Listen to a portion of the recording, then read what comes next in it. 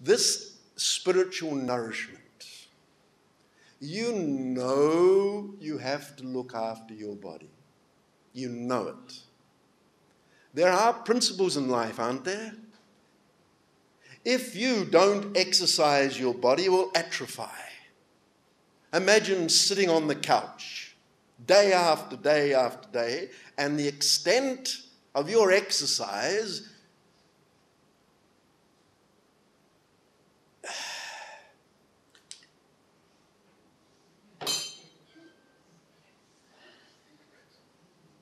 what's going to happen to your body?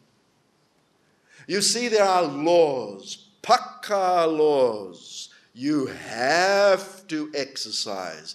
Exercise is compulsory.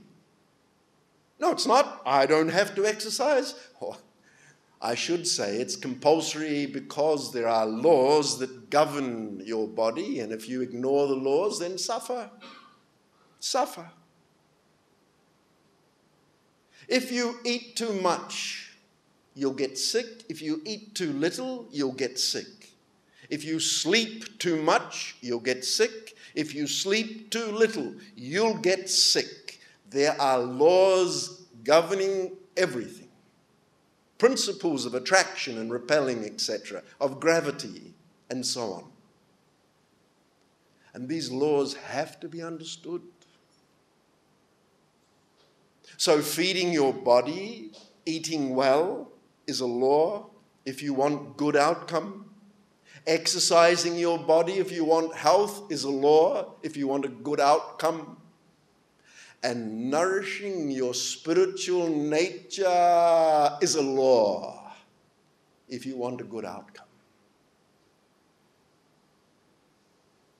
Why do you think you get angry, jealous, greedy, miserable, lonely, depressed, lack of self-esteem? Where do you think this comes from? Lack of spiritual understanding. Many years ago, some of you have heard me explain these stories. I keep telling them because the meaning has got to be understood.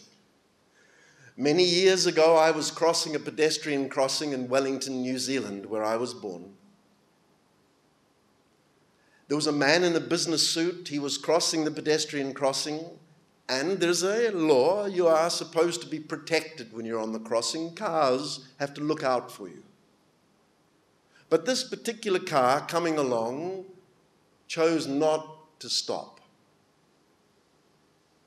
So as it went past, almost ran over the feet of this man in the business suit. He just got his feet out of the way in time, and because he was athletic, he was so annoyed, he swung his briefcase in a wide arc as the car went past and smacked the bottom of the car. Ha ha! Gotcha.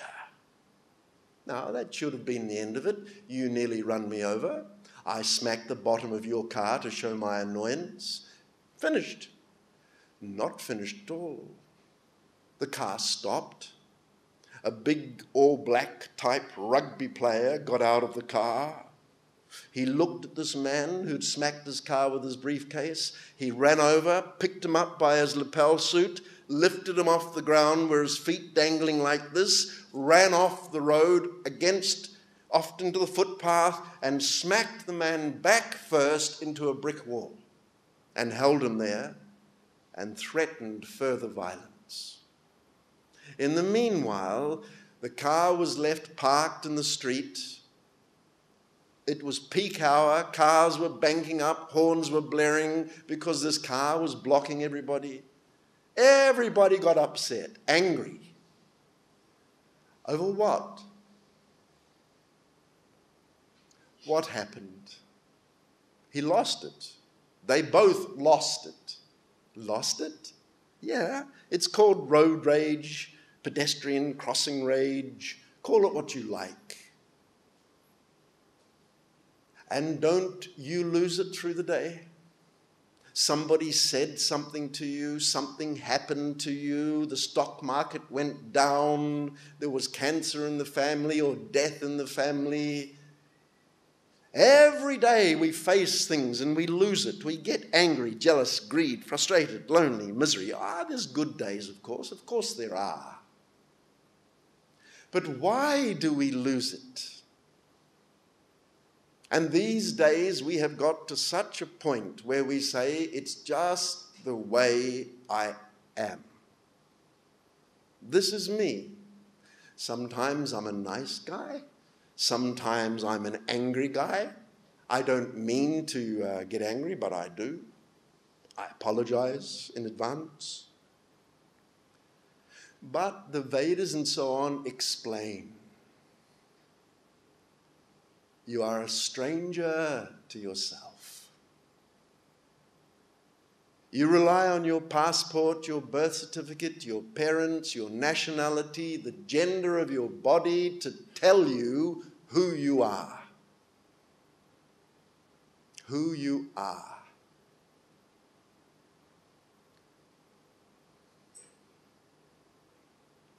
How long are you going to be who you are? Can anybody in this room give a written guarantee to another person, let alone to yourself, I guarantee I will be alive in 1 hour's time? Who's got the power? Who are you again? And how long will you be who you think you are? So it was Swami Vivekananda who coined the phrase. And he was the great disciple of Ramakrishna Paramahansa, coined the phrase, 3 minutes in a body of clay. That's how long you are who you say you are. I am this for 3 minutes. And I'm 60 years old, not 3 minutes. But you know, it was a memory ago when you were playing with your little rubber ducky in the bathtub. And it's a memory away when you're going to be old and bent and grey. Just a memory ago and a memory away. That's if you get to old age. Who am I? Why am I here? What do I want? What's the reason for anything? These questions are immortal. We are always beset by these questions. We are self-preoccupied. There never has been, there never will be. There is not time when you are not asking of yourself, why? Why? Why is it that I can say something to somebody and they think I'm attacking them? They think I'm putting them down with my words, and I have no intention to insult them at all. Why do we hurt each other? Why am I getting hurt? Why is my body following the laws of age and bending and grey? Where on earth am I going? I am speeding to my grave, speeding to it. Just a memory away. And we live in this bubble. We say, this is the way I am. I don't need spirituality. I don't need this knowledge. I go once a week to the mandir. Or on a daily basis, I'll do arati just for 10 minutes. And yet in the Gita, it explains you have to be 24/7 in your sharanagati, your surrender. I once asked a person recently, how many seconds in a day are there? And this person was a quantity surveyor, very good at maths. Came back with the answer, 86,400 seconds in one day. And then I asked, how many of those 86,400 seconds do you spend contemplating on your spiritual nature? How many seconds? And the answer, I don't. Until I met you, I wasn't doing much at all. Every now and again, I get this feeling there must be something more to life. I was at a funeral the other day and somebody had passed away, and as I gazed upon the body, I thought, I guess we're all going to end up like that one day. Is this the reason, the sum total of my existence? Just to end up like dirt, a body of clay? Well, I'm not telling you anything new, but I'm a coach. You take cricket. I mean, Indians love their cricket. Before they go out to play, the coach tells them, now look, this is the game plan. Now keep your bat straight. Don't rush into it. Let the ball come on to you. Let the shine come off it. Just be patient. Don't top-class cricketers already know that? But they forget, you see. Knowledge goes, and the coach reminds them. So this 3 minutes in a body of clay, is that it? Is that the sum total of me? I mean, there are babies that come out of the womb, take one breath and expire. Some just live to 3 days and expire.